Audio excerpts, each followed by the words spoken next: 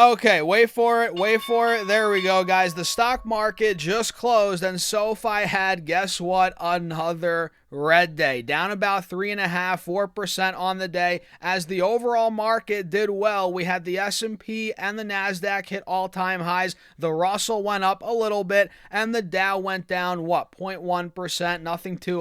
Nothing too crazy for the Dow, as SoFi closed at $15.30. So we have to break down some news regarding SoFi, a little acquisition they made. Anthony Noto actually bought more shares, so we're going to cover that as well, and go over the charts, my thoughts, where I see the stock going, which you guys probably know where I think it's going. We've been talking about this for the last couple of days, but we're going to break it down again. Hit the like button, make sure to subscribe, join the Patreon for my portfolio updates and my private Discord if you guys are interested. That's linked down below, pinned in the comments as well, or go to stocksurfest.com/Patreon. And now let's get into it. So the market just closed, and again, we had all-time highs hit today on the NASDAQ, on the S&P, as SoFi continues to go down. We went down another 60 cents today, down 3.75%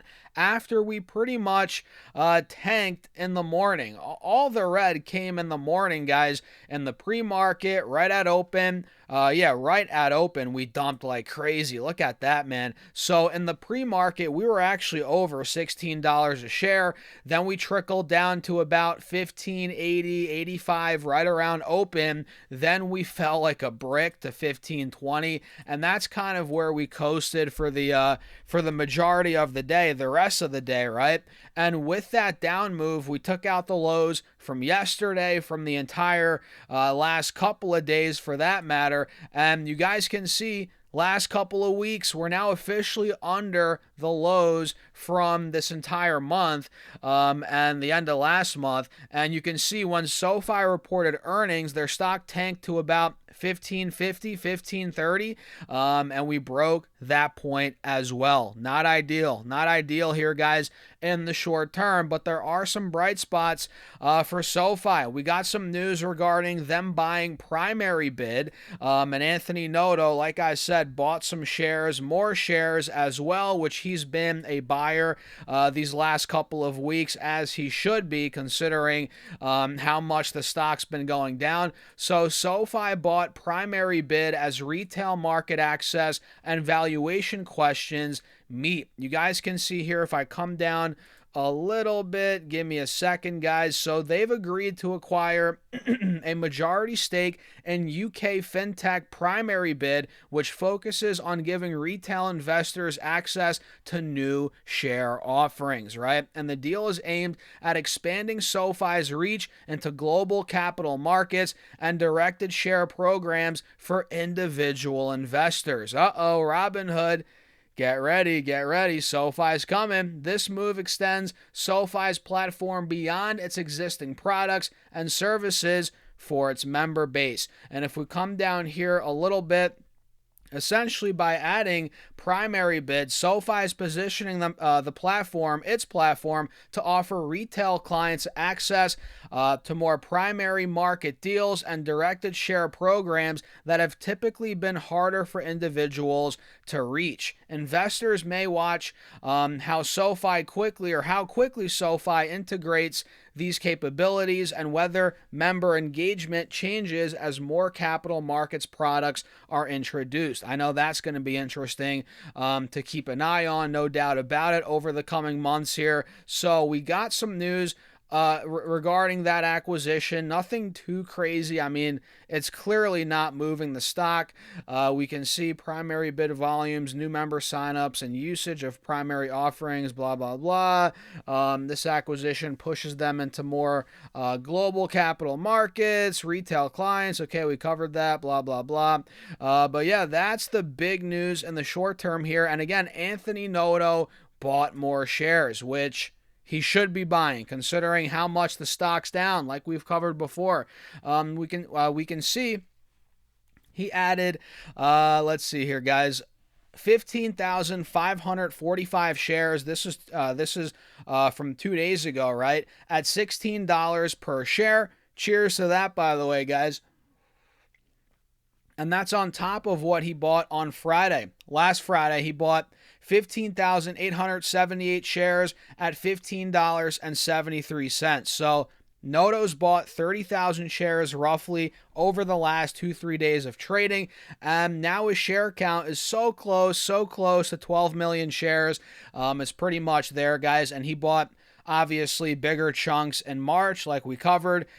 He bought 56,000 shares on the 2nd of March and 28,900 shares on the 17th of March. So pretty big buys there for Noto, but then again, he owns 12 million shares, almost $200 million of the stock. So is that really moving the needle? Not much, but I suspect we're going to see more and more buys like this. As long as SoFi's in the 15, 14 level, when it gets there, in my opinion, even lower than that, I think he's going to keep buying chunks, 15,000 share, 30,000 share chunks, until the stock really starts to rebound and stabilize. It makes sense considering he's the CEO. It shows investors, hey, I'm buying the stock. It's down 50, 60%. You should too. That's kind of what it's conveying here when Noto's buying these shares on this discount. And I agree with him, guys. I'm right there with him. And I think we're going I don't want to say much lower, but yeah, like I've said throughout these last couple of videos, I think we're going to 12, 13, 14 a share. And each day that goes by, the charts, the price action continue to validate that. And now we're pretty much testing the multi-week support at $15. And it's the moment of truth. Once we take 15 out, the downside, the downwards acceleration or momentum is going to accelerate, in my opinion. What do you guys think about that? So let's see quickly now. By the way, hit that subscribe button if you haven't done so already. Make sure to follow along if you're watching this on Facebook. I appreciate you all for tuning in. As always, I never thought that we would hit, the numbers we're hitting on Facebook.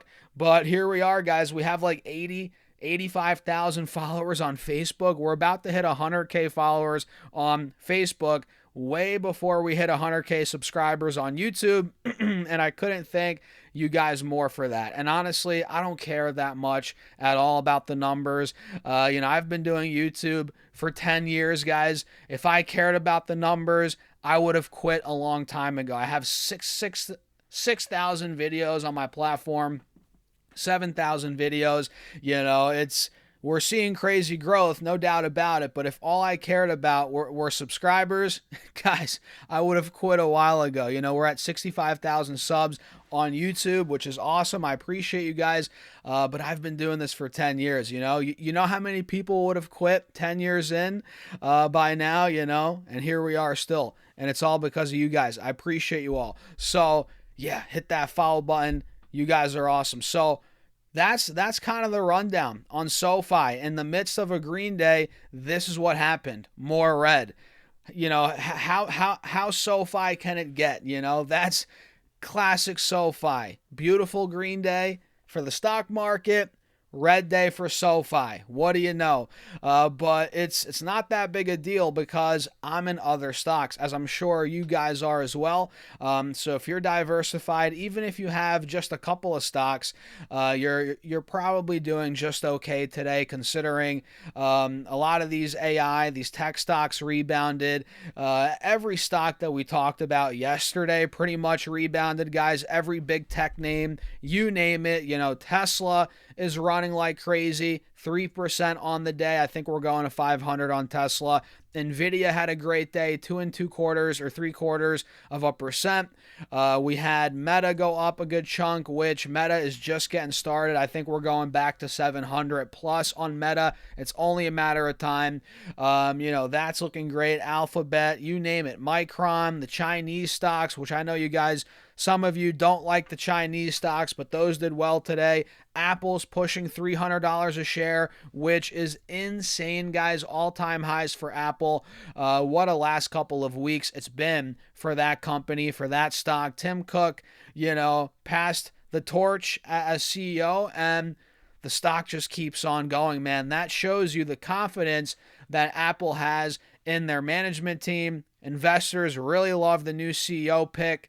The guy's been at Apple for what, 25 plus years. So the price action here shows, again, just the faith that the stock has behind the management, the new CEO selection. Overall, Apple's a great company.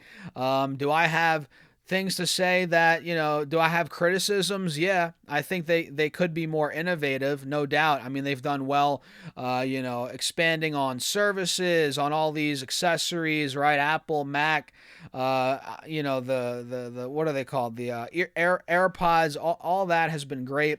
But what's the next big thing? That's kind of my gripe with Apple. What is the next big thing? Is it the foldable iPhone? Maybe it's that.